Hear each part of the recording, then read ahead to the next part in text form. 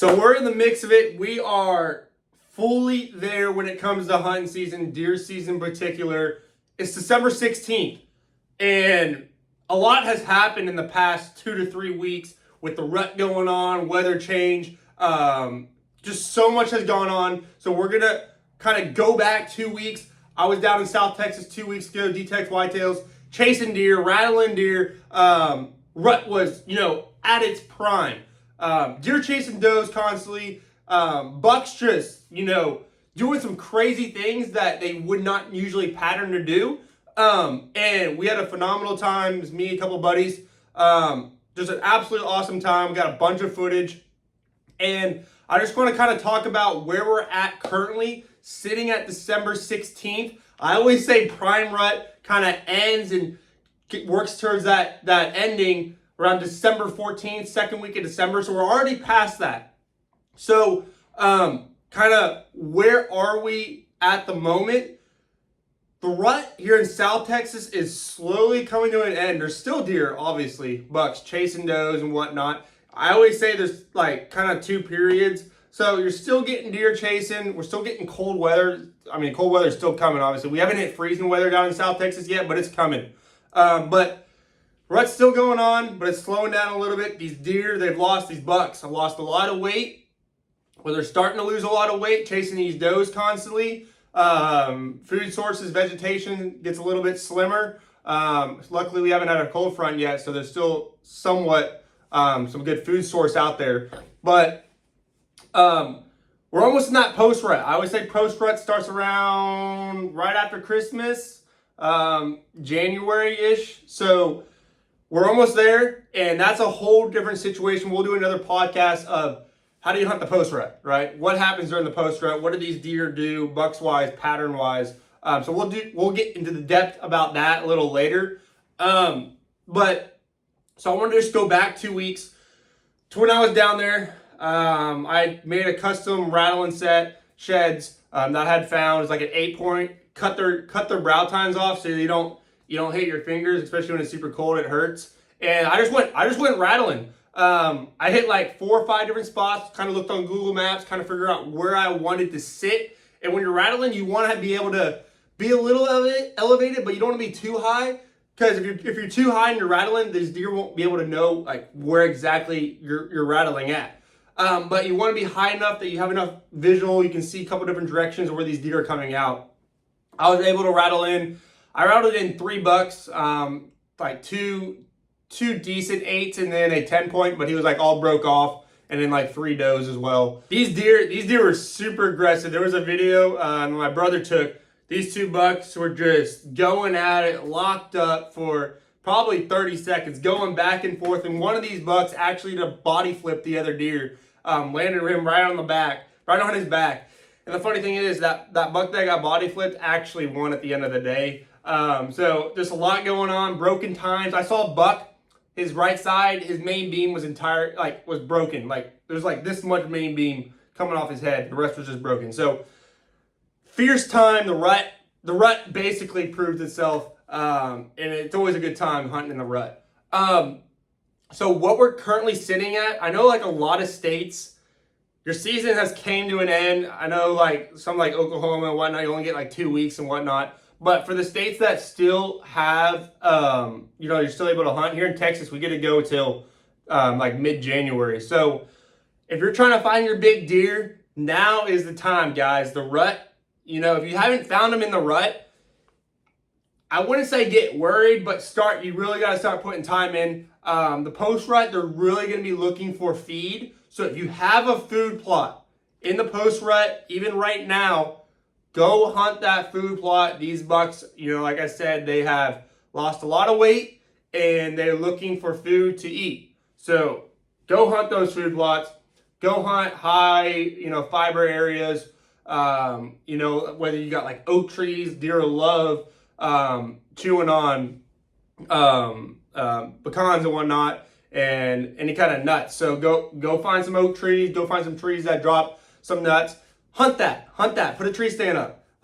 It's not too late to put game cameras up. You can still put game cameras up. That's always ideal.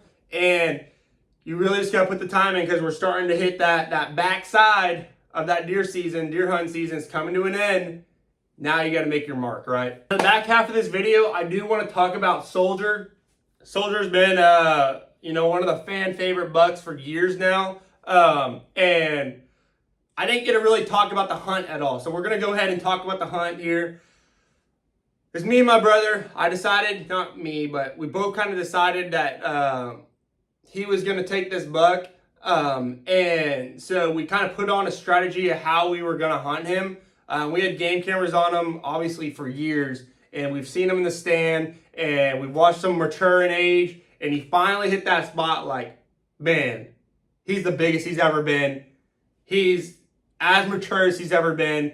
Now is the time to take him, right? So me and my brother, we actually made a brand new bow line, basically 5 feet, 6 feet off the ground, put a pop-up on top, brushed it all in for this buck, and it was about, anywhere from a 30 to 40 yard shot.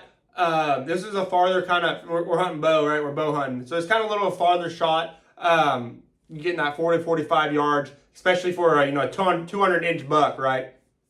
And we hunting him, guys, we were hunting him on an afternoon, right? It was an afternoon. The wind was blowing probably 30 miles per hour, right? And it's me and him in this ground line. We're on top of this hill, so it's windy. It is windy. And I'm actually having to hold down the ground line, honest to God, for over an hour. I'm holding it down. The ground line's tied down, right? It's tied down to the platform that we're on.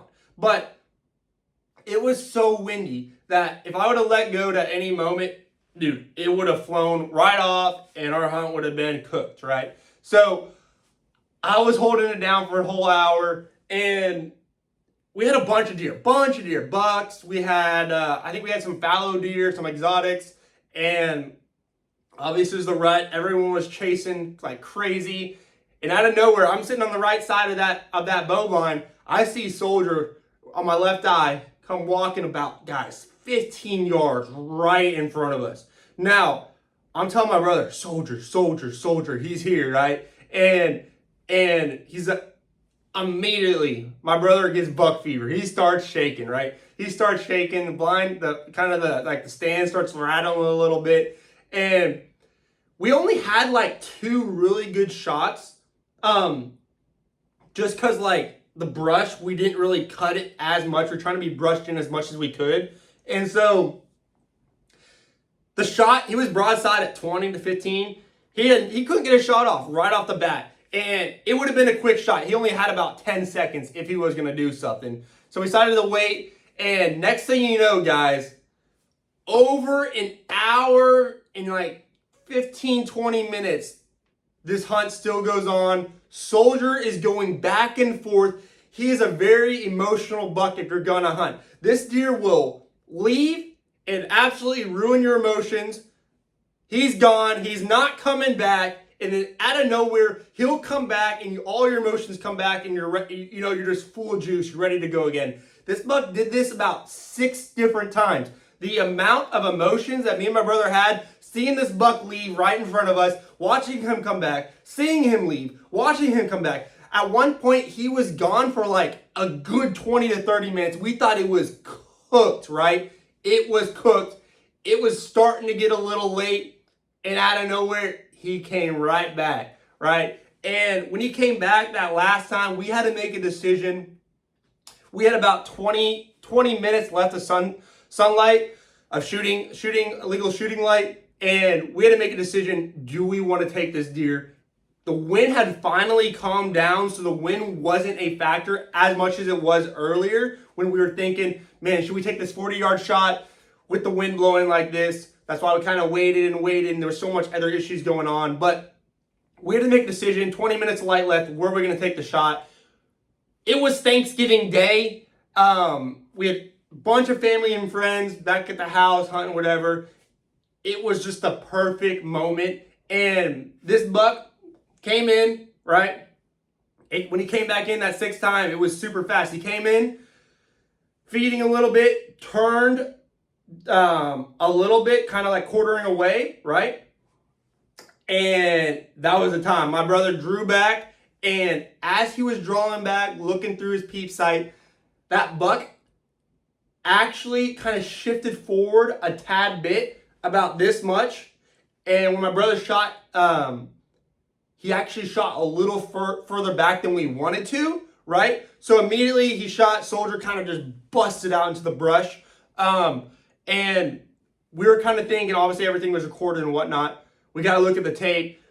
What did the shot look like and everything? Luckily, he was quartering away. We love quartering away shots. That even though he was further back, because that deer shifted forward, the quarter away on the back entry wound going through was perfect, guys. Shooting range, I mean, 2-inch, inch and a half inch cut. The deer ran like 50 yards, 75 yards, right into the brush.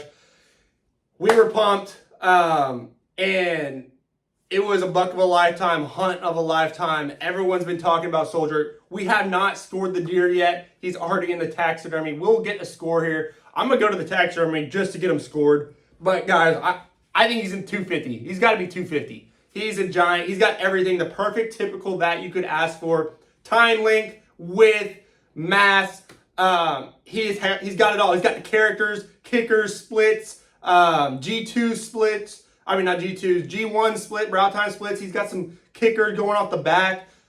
He's a buck of a lifetime. Congrats again to Carson on getting that buck. So I just wanted to share that with y'all because I didn't get to talk about the situation. I've been hunting so much and whatnot. How that hunt kind of broke down.